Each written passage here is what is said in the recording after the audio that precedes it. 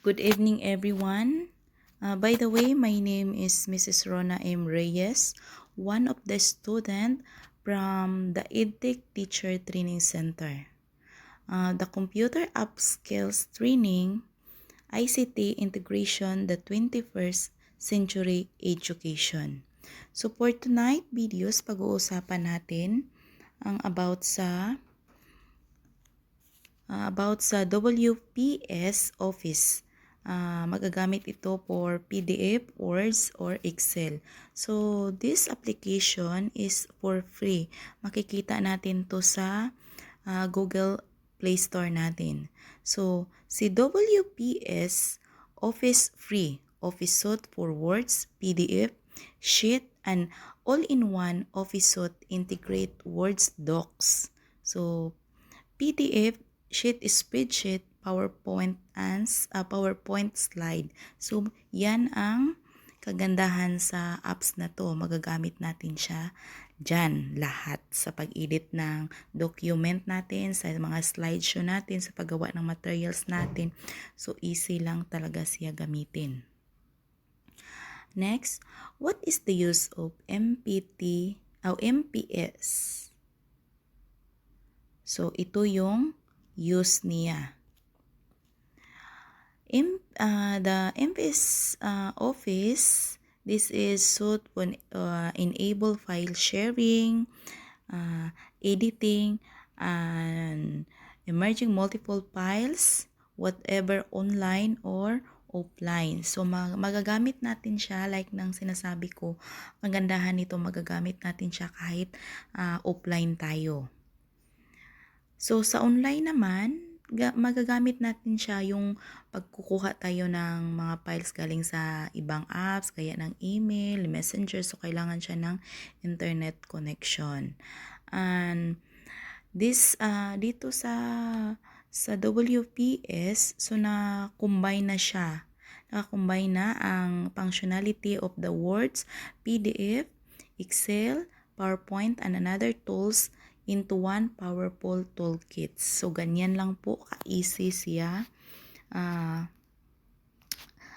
gamitin. At ganyan, yan din yung makukuha natin. So, doon punta na tayo kung paano natin gamitin si WPS. Ayan, WPS offline yung ginagamit ko. O WPS Office. Dito, yan, mayroon na akong mga files dyan. Yan yung mga files ko na ginawa ko dati, sinave ko lang. So, sa pag-create naman, dito tayo sa create, docs, ayan, makikita natin yung blanco dyan, yung may plus na nakalagay. So, ganyan. Yan, pwede na tayong mag-type.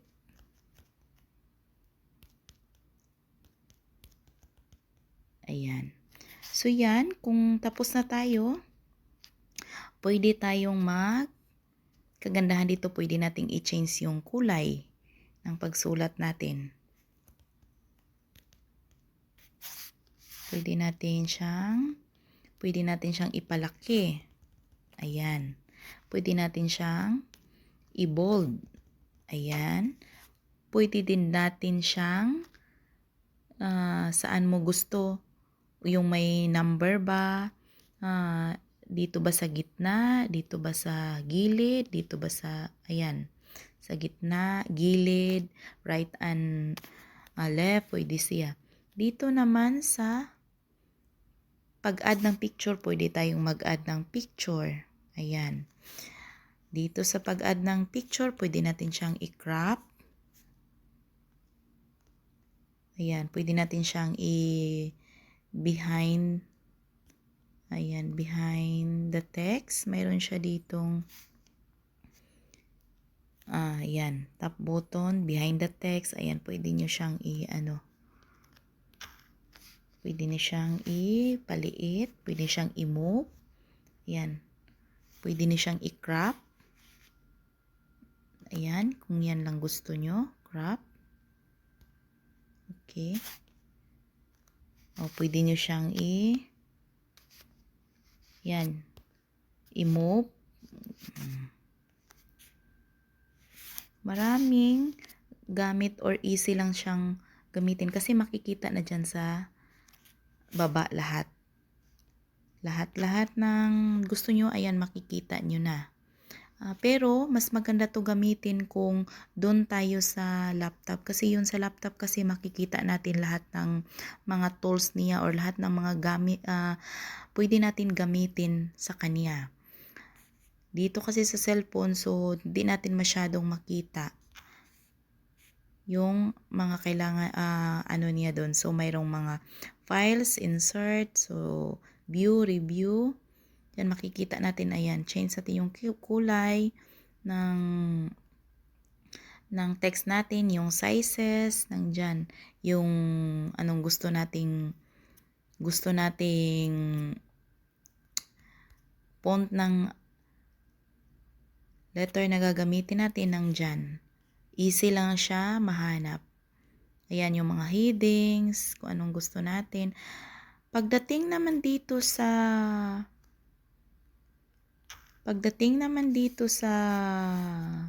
upgrade natin, mayroon tayong upgrade dyan. Pero kung mag-upgrade tayo guys, mayroon siyang bayad. Ito kasi wala tong bayad. Free lang siya. So, i-done na natin. Ayan. Save natin. Done. Ganyan lang siya. Pero ayan. Pero kung gusto natin mag-upgrade guys, mayroon din sila.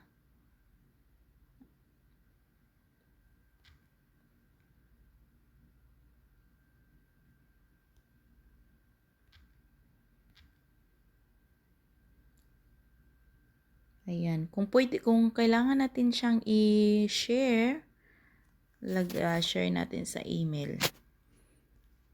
Ayan.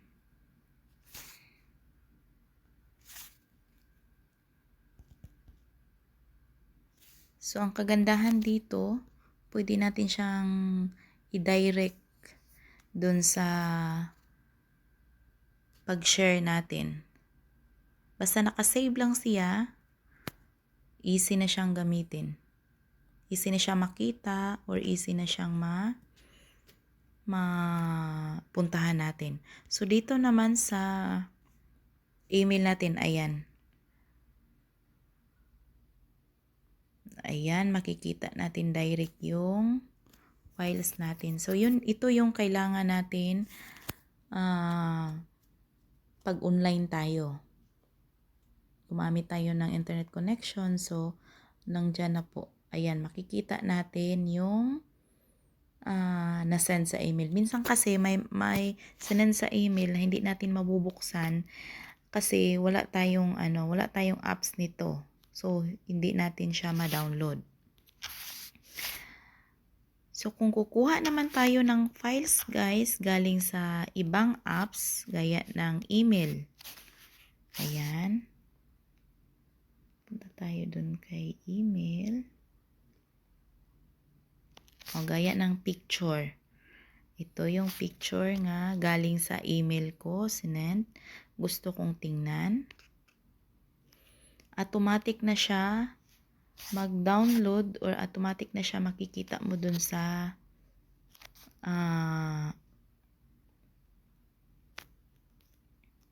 ayan.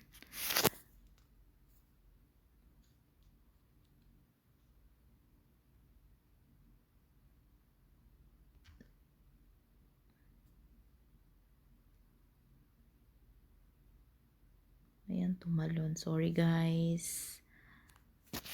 So, ayan. So, i-save muna natin para mapunta siya dun sa ayan, sa webinar natin. Saan yung webinar? Ayan. Ayan. So, mapupunta na siya direct dyan. Mabubuksan natin siya sa TrueWPS. Ayan. Ayan pala guys. Ito pala yung sinasabi ko kanina na kung gusto mong mag-upgrade sa Pro, mayroon silang yearly, mayroon silang monthly. So, ganyan lang po. Sa Philippines, hindi ko po alam kung magkano yan sa Philippines.